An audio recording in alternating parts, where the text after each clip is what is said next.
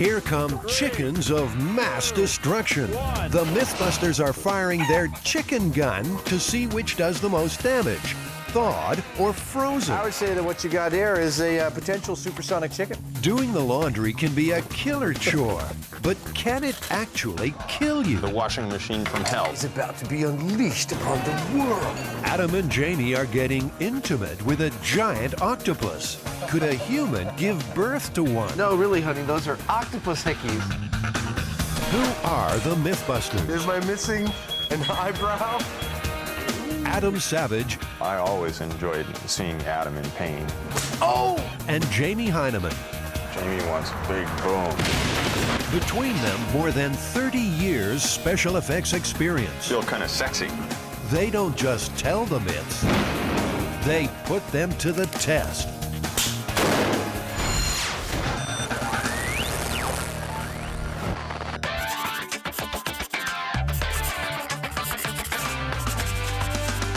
Well, Jamie, I got an angry chicken, a really big gun, and an airplane. What are we working on? Well, we're here testing the myth of the chicken gun. Scientists conduct impact tests by firing bird carcasses from big guns. With more than 3,000 bird strikes each year, aviation authorities spend millions trying to protect the cockpit crews. We know that the military uses chicken cannons to test windshields, you know, how they would do with a bird hit. What's the myth? Well, the myth says that the British borrowed this technology from NASA to test high-speed trains. But they ran into a problem, and the problem was that the chickens were going right through the windshields of the trains and even embedding themselves in the seats further down inside the train. That would be bad. Yeah. Well, the British were horrified at this, of course, and they sent a tape back to NASA asking for help. NASA replied, saying, "Gentlemen, thaw your chickens." Well, so this is what we're testing here today. Not that there is a chicken gun in existence, but whether or not there's a difference between a frozen and a thawed chicken at a couple 100 miles an hour to an airplane windshield. That's correct. To fire thawed or frozen chickens at high speed, the Mythbusters will need a sealed tank and compressor to supply air for the massive gun. An industrial-strength butterfly valve will provide an explosive release for firing the carcass down the long barrel. The target? A used fuselage and several spare windshields. There are loads of stories where one country pokes fun at another, particularly where America is involved. Mythbusters folklorist Heather Joseph Witham. There are versions of this narrative where it's the Royal Canadian Air Force, for example, that invents the chicken gun, and it's borrowed by American airplane manufacturers who don't know how to use the gun right. First stop for anyone buying light aircraft spare parts in California is Ken Faith's yard in Sacramento. Windshields, I'm thinking about, might be over here, some of them. Acres of used light aircraft components make it a prime location for Jamie and Adam to find a fuselage and extra windshields. I love places like this. I could spend hours here looking through the gauges and headsets and seats and, you know, hats. Look, a chicken. Looks like a bird already went through it. It did. What about something like this, Jamie? You know, we get double the bang for our buck. I certainly like the looks of these better. Aircraft chosen. Now, how to get it home? Jamie and Adam have been all over Kenny's yard, but there's one question they forgot to ask, an oversight that will come back to haunt them. Not bad, sir. Very good. Never done that before. Keep going. Good. Had a lot of Stranger Things in my pickup at this point, so this is another one to add to my list. Okay, set it down. Back at the workshop, the plane is stored until the chicken gun is built and ready to fire. Well, we've got our target, so the next step and the hardest step is going to be to set up the chicken gun. That means that we have to build a large tank to hold a whole lot of high-pressure air and rig some kind of a valve to let go all that air all at once to fire a chicken. It's kind of tricky. It's a lot of work. And Jamie should know. He's solved the compressed air problem once before. Yeah, baby. He built this 7-Up vending machine with attitude for a TV commercial. Cool. With impressive results.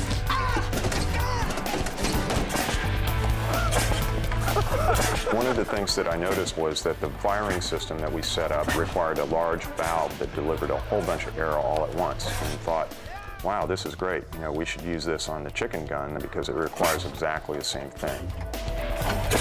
It's a simple, elegant design. It's exactly what I like to see come out of the shop. It's fun, yet deadly.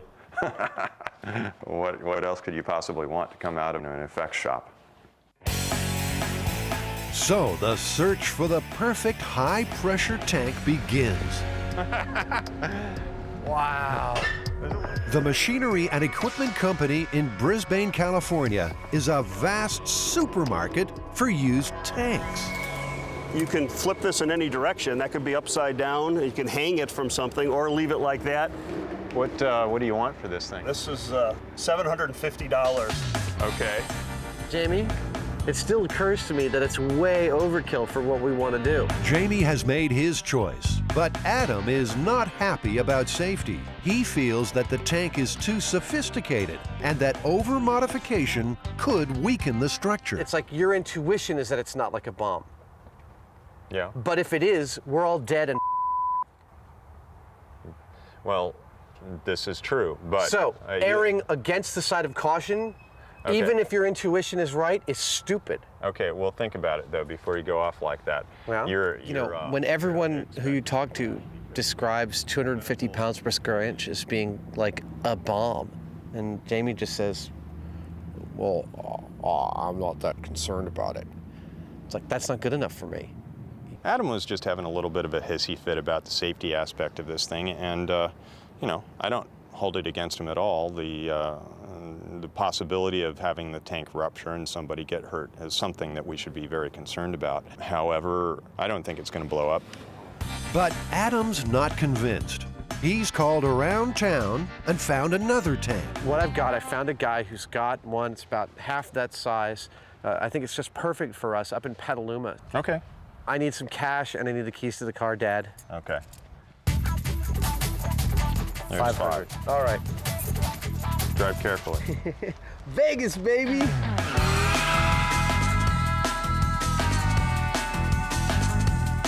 Adam's ideal tank is waiting out back at Maselli & Sons. And what's it rated for? 200 PSI. There you go. That is good. I love it. Let's do it. That's it. Meanwhile, Jamie has found an oversized butterfly valve that will release the pressurized air. He also ordered 20 feet of 1/4-inch steel pipe for a 10-inch diameter barrel.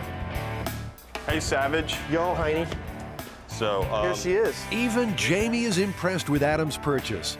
It's an ideal tank for storing enough compressed air to propel chickens. I recognize that your intuition, like mine, is... It appears Adam has a little something to get off his chest. I didn't mean to call you stupid this morning. did you call me I stupid? didn't. I said stupid, and I was talking to you, but I wasn't Okay. calling you stupid. Okay. Nobody ever calls me stupid. I've called you stupid, but not to your face. Not in live.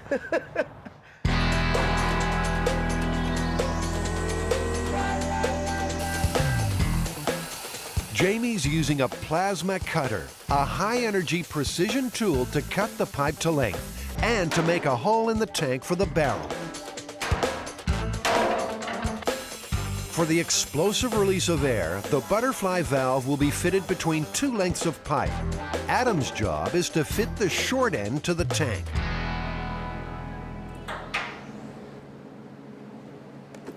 I just dropped the temple of my glasses here into the tank, the really heavy, big tank with a hole in it. Got some chewing gum?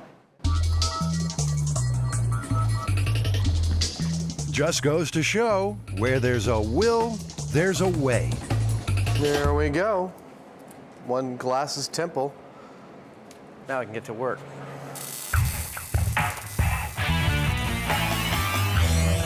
The big valve is the most critical aspect. It's the only mechanism standing between a great shot and a weak one. When we pressure this tank up, this can hold 250 PSI. We'll get it to about 200 and then yank on this, and chickens be flying. The air compressor is connected to the tank. Time for a chicken-free test blast at 200 pounds per square inch of pressure. Stand clear. There goes the neighborhood. Give us a countdown then. 2, 3, 1.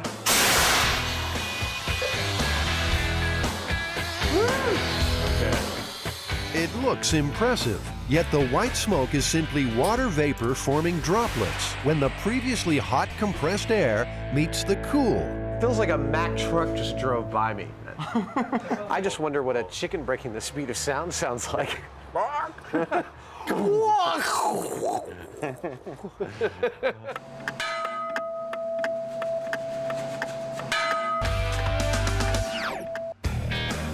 If you're going to let your chickens fly free range, there's no better place to stock up than Tarantino's.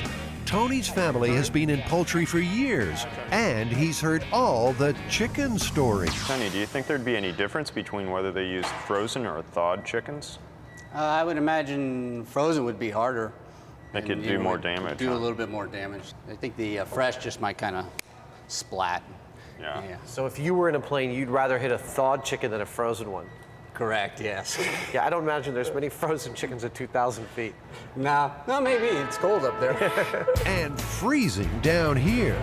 Their chickens of choice, 8 rock-hard 4-pounders.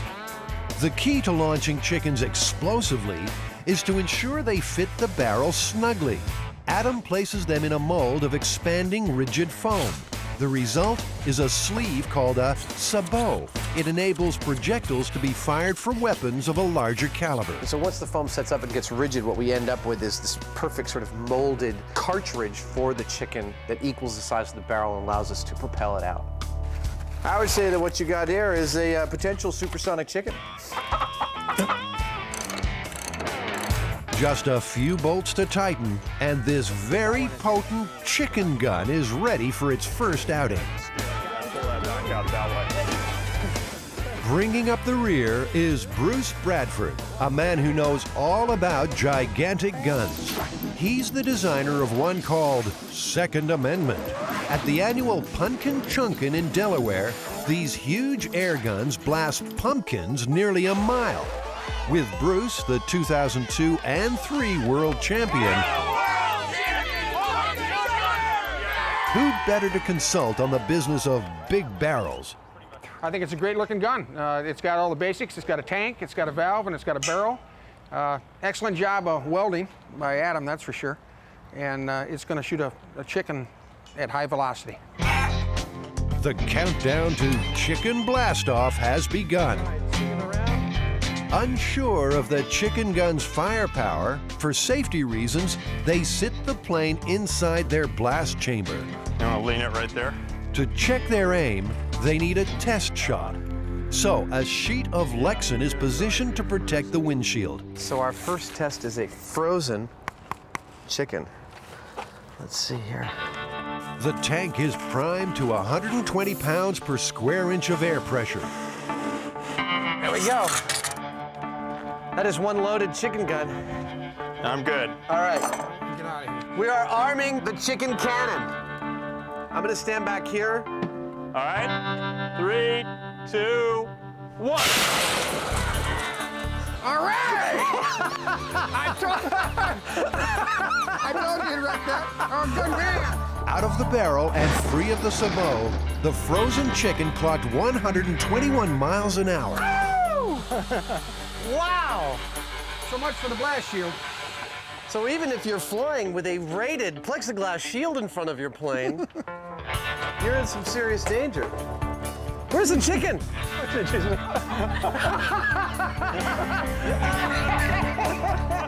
Oh my God. You know, who knows what the damage to the neighbors would have been if this had gotten out. Oh. You know, that's about one of the more destructive things that I've ever done.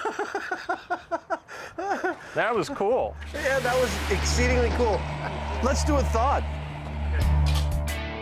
A replacement windshield is fitted for another shot. This time, a thawed chicken. The big question, will it cause as much damage as a frozen one?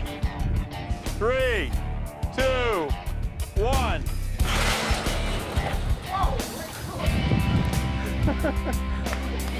Under the same pressure, the thawed chicken was marginally slower than the frozen one, but still reached a destructive 99.5 miles an hour. For the next shot, the tank pressure will be reduced by more than half, down to 50 psi. They're hoping to see a difference between frozen and thawed at a slower speed. And 3, 2, 1.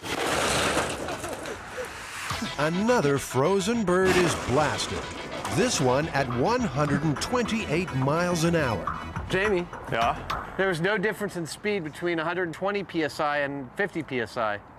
It may just be that initial blast, like it's probably within the first like eighth of the valve opening, it's gone or something, you know? The rapid air release is crucial. Bruce's winning blast flew a 10-pound pumpkin almost 4,000 feet. Sometimes we can shoot just as far, shooting 75 pounds as we put 200 pounds in. Really? Yep. Yeah. Just the timing Really? and the way the valve opens. And yeah. Wow. Once more into the breach for the thawed bird at the 50 psi mark. 1. Its clocked speed a shattering 132 miles an hour. You know, if anything, the thawed chicken leaves a bigger hole. Which would kind of make sense. It would. Its impact spreads out as it hits, but it's still the same amount of mass going through the same amount of space. Right now, they're all going right through the windshield. So assuming that there is a minute difference and we want to find out whether there is, we're going to have to lower the speed down to find out exactly where that butter zone is. They cut the pressure again to just 25 psi for the frozen fowl. And then thawed.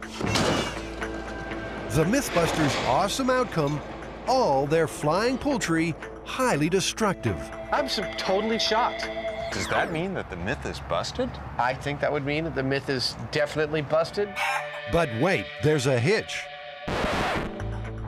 Those light aircraft windshields they bought are not rated for bird strikes.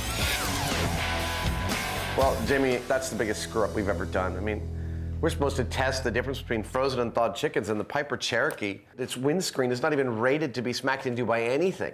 Yeah, it was like trying to check the difference between a 22 and a 357 by shooting at a cardboard box. I mean, it looked really destructive. It looked great, but it didn't really tell us anything. Yeah. For the moment, the Mythbusters are stymied, but already they're formulating a new plan to measure the chicken's force of impact. We'll tell you about it a little later in the show. It automatically deboned the chicken, didn't it? Now, here's a twisted tale. It involves a strange proposition in the park Does the Dane have to pee? and the Mythbusters airing their dirty laundry His feet go up and in, and then we lift him up. No. while building the appliance Bride of Frankenstein. We're about to blow the lid right off this puppy. You are about to get a load of the myth that defies the imagination. The killer laundry.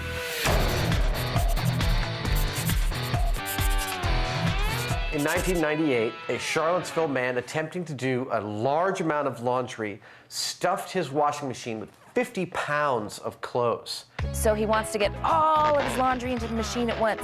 So he takes this 50 pounds of laundry and he's jumping up and down on top of the machine to get it in there when his foot accidentally kicks the on button. He sort of fell into the machine. His legs got stuck by the laundry and he banged into the shelf. He hit some bleach. Bleach blinded him. Apparently he might have even swallowed some. At this point, his dog runs in to see what the commotion is about. And as he spins around, this time he hits the shelf again and some baking soda pours out.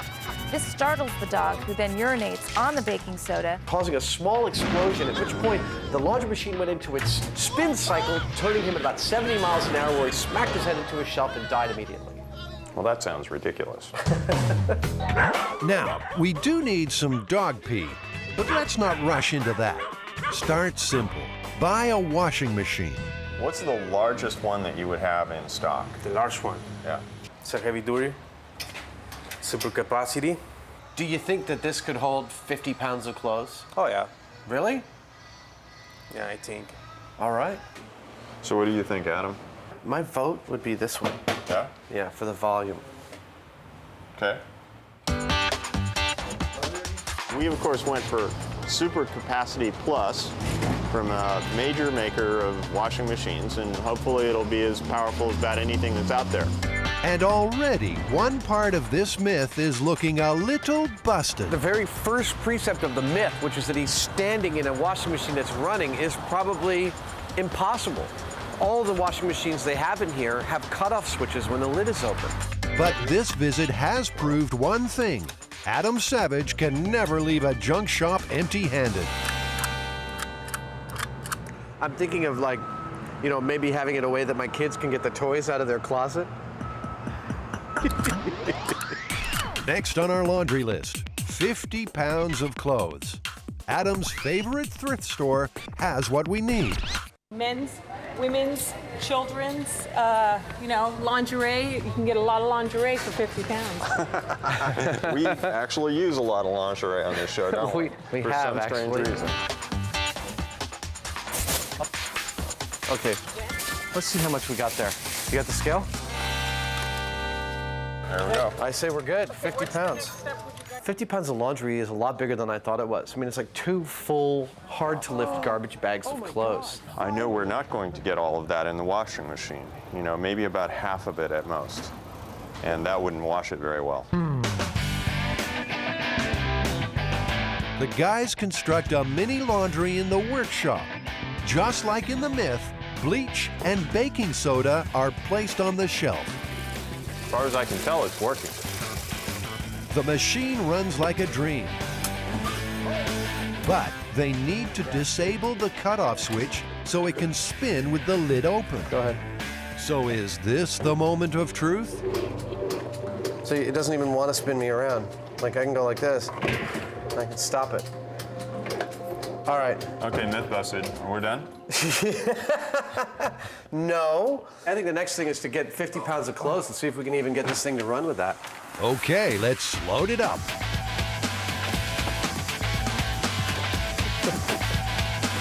Oh, yeah. Bring it on. It's not in the machine. Well, Well, I guess this is why the guy stood this is on why it. the guy started standing on it. But, I mean, we still have 10 pounds left, and I can't even make my feet into it. I mean, he's supposed to have sunk all the way to the bottom. All right. Let's see if the machine will wash it. It wants to spin. It really does.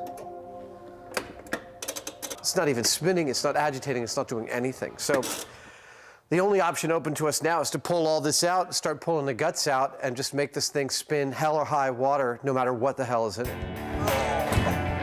It's the moment Jamie and Adam have secretly been waiting for. We're talking about taking stuff apart. What's that? That can't be that necessary. I don't recognize it. Ooh. I think this is the clutch, man. I think you're probably right, 'cause I don't see any belts right offhand. Why don't we run it through a light cycle right now Okay. and observe it? This should be pretty cool. How many of you have ever seen a washing machine naked? To prevent accidents, like the one in the myth, the machine has an emergency clutch. It stops the wash cycle before the motor burns out. To make this machine spin Buster, the crash test dummy, the clutch will have to be bypassed. Yay. Well, we have done what we can to modify this machine to get rid of a clutch and get rid of actually every safety feature it possesses. Now we'll find out if it is in fact strong enough to do any damage once those have all been overridden. The washing machine from hell Is about to be unleashed upon the world. Before Buster and his dirty clothes go back in, a test run. It's spinning. It's going real fast. But despite 630 revolutions per minute, they can stop it with their bare hands.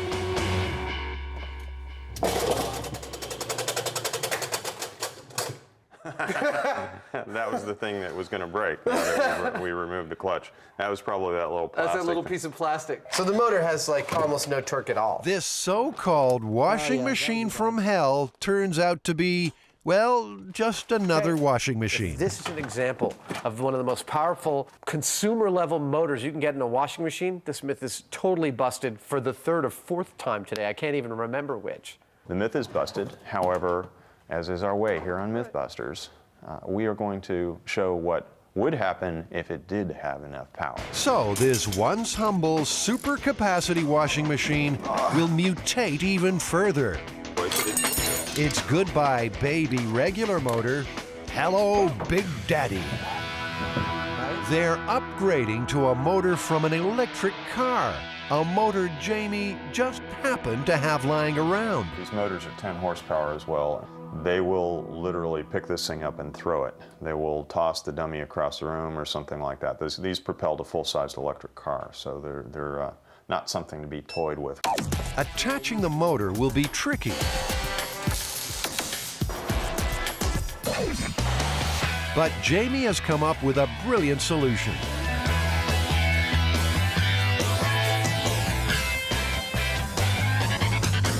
Now the spin cycle is powered like a motorcycle. The car motor is connected to the main drive shaft by a motorcycle chain. Ah, there we go. Good. We have a very solid plan for making this thing go like hell. Jamie wheels in a special guest, the robot he built for a 7-Up commercial. By plugging the washing machine into the robot's power source and speed controller, he'll be able to easily direct the washer's spin speeds. And what that gives us is a tremendous amount of power that we can control from relatively slow to as fast as it'll handle before it flies apart. This will fly apart at some point. The machine is not built for this kind of power, and we'll probably find another weak link, and another, until we end up having no washing machine left and some big massive motor and a drum that we've made from scratch just so we can swing the damn dummy around. Right now, this thing doesn't really resemble a washing machine anymore so much as it does an electric car. Time to bring the Franken washer to life. This should be live, so watch out there.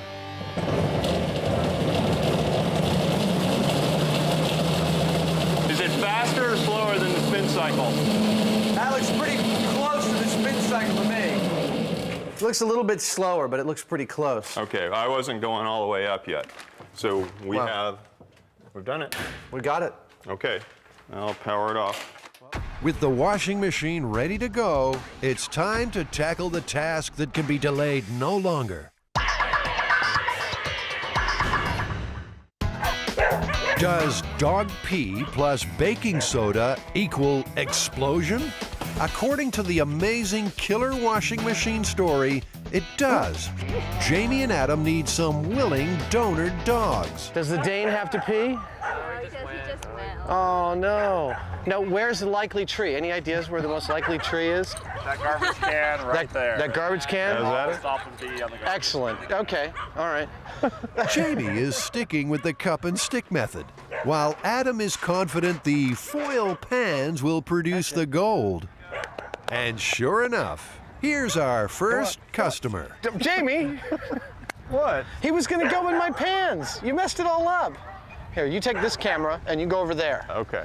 You and I'll stay right here. Then a dog-loving friend of the Mythbusters tries a rear guard action.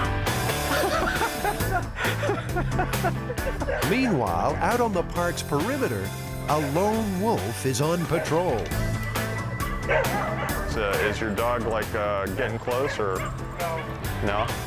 Yeah, he's not putting out.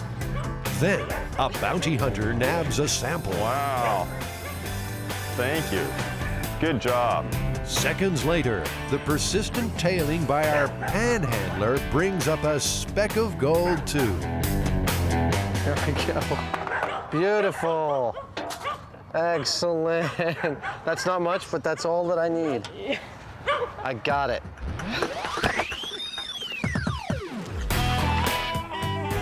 At the workshop, Buster is hauled up for another traumatic test of endurance. Even for a crash test dummy, he's constantly outside his comfort zone. The Mythbusters have dropped him, crushed him, blasted him, and still Buster survived! The dummy soldiers on till another day. But even lifting Buster's 180-pound frame into the washing machine is causing aggravation. Grab one of his feet. Tell me what you're doing. If you followed me, it would all We got a happen really forklift quickly. here. His feet go up and in, and then we lift him up. No. No. Well, we got a forklift. You're complaining about how heavy he is. We got a forklift sitting right here. In 2 minutes, we'll be done. So he's swinging the butt all the way upside down, like this. Is the camera out of there? Yeah. Here. Now we lift him. Oh, wait. He's copping a feel. Right. There we go. Buster. See? See? We're done. See, that was easy. Some of last season's fashions are packed around his legs. I told you no colors with the whites. All right, we got the bleach up here. All right, let's do it. Okay. I'm gonna operate it from over here at safe distance. Jamie throws the switch on the Frankenwasher.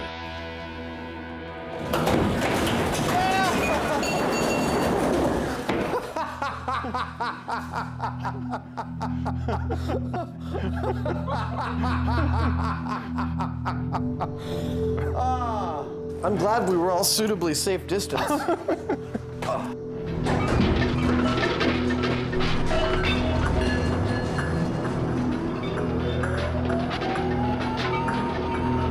That was a lot of fun. That was pretty cool. He was like a top or a Tasmanian devil. And now, for the experiment's final phase. Here's the baking soda. It's dumped all over the place. I think that's exactly where a dog would pee if a dog came in and was startled by all this. Which it no doubt would be. Well, So we have our carefully collected specimens. Shall we see if this causes a small explosion? Did someone say explosion? We'd better dress for the occasion. Basically now I'm about to pour the dog wee on the pile of baking soda, which, if the myth is correct, should cause a small explosion. Or if we're actually on Earth, we'll do absolutely bupkis. fire in the hole!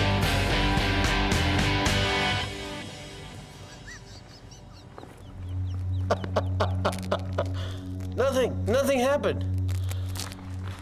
Get me the Jack Russell Terrier urine. That ought to do it. They're hyper little creatures. All right, everybody behind the Lexan shield. Are you ready? Hot set! Well, what do you know? Nothing happened. No explosion at all. Well, Jamie, that's actually, I think, a first for us. There's not one fact about this myth that's true. Yeah, you know, usually at least there's a tiny grain of truth somewhere in the stuff that we're dealing with. It has to start somewhere. But, you know, this one, it just isn't there. It's not practical, it's not reasonable, it doesn't make any sense. Myth decimated. One myth busted. But what about the unfinished chicken gun business? 3, 2. You'll recall that while testing which chicken hits hardest, frozen or thawed, the guys discovered that their light airplane windshields were not rated for bird strikes. As a result, all their flying chickens smashed every windshield. This chicken went through it like butter. Whoa. So this is the experiment take 2. To finally lay this myth to rest, they have rethought their methodology. No more windshields. This is purely a moment of impact test. The chickens will be fired at a solid steel plate. By using the high-speed camera to measure the time between the start and finish of impact, they hope to see a difference between frozen and thawed chickens. The 3 frozen chickens clocked more than 140 miles an hour. The impact time, 7 1/1000ths of a second. It automatically deboned the chicken, didn't it? 3, 2, 1.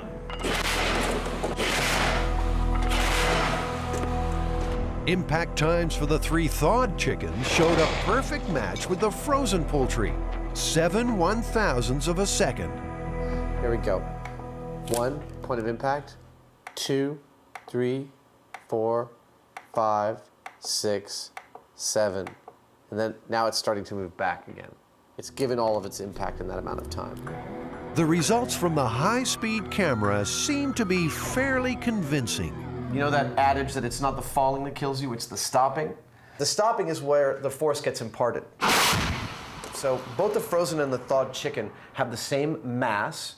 They have effectively the same speed. So the only difference between the two is going to be how much time they take to impart their energy to the plate. And on the high-speed camera, we showed that each of them exerted all their energy in 7 milliseconds, almost exactly.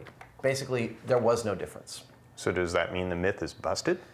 At these speeds, frozen or thawed chicken, myth busted, no difference at all.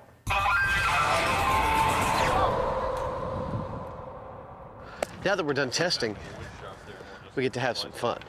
That'd be pumpkin chunkin' kind of fun. Dude, look at this. It's what you get when the pumpkin chunkin' champion buys your pumpkin for you. It's perfect. With the day almost done, what better way to finish than with a few pumpkin chunkin' rounds of their own? Was there anything in its way? I suspect that the pumpkin went through here. Oh, here we go. Jamie, can I ride it? 3, 2, 1.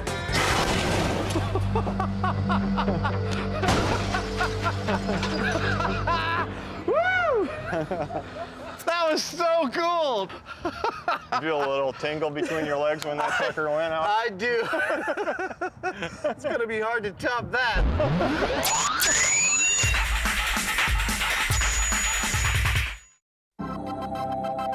The Mythbusters are about to probe the mysteries of the deep in the aquarium at California's Monterey Bay, one of the world's largest marine sanctuaries.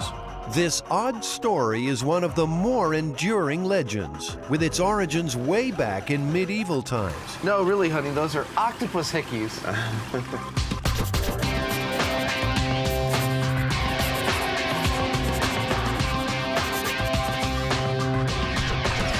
Well, this one might seem a little silly at first, but I think we're gonna have some fun with this.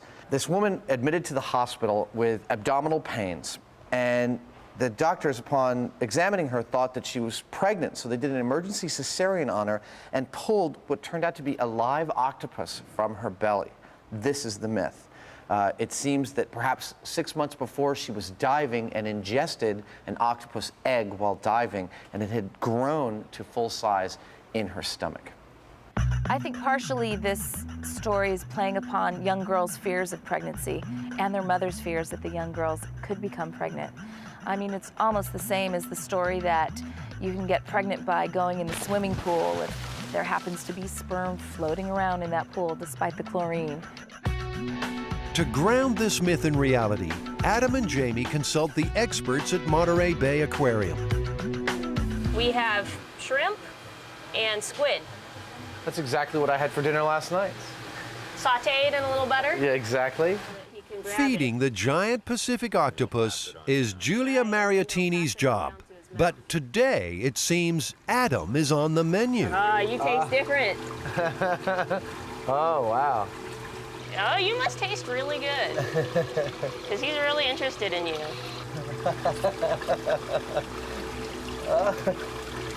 Oh, that is so cool. Yeah, he's very excited. While Adam's making a new friend, Jamie tackles the big questions. Julia, what kind of conditions do the eggs require to be successful at bearing little octopuses? Well, they really do require the attention of the mother. She will blow jets of water on them to make sure that they're aerated. She'll clean them. They also require the correct temperature, the correct salinity, and if all goes well, then they'll hatch out. For giant octopus, it's about 6 months later. Is it possible, let's say, if an octopus egg had just detached and was floating free, could a diver actually swim in and swallow one of these things? That's the only part of the story that could possibly happen.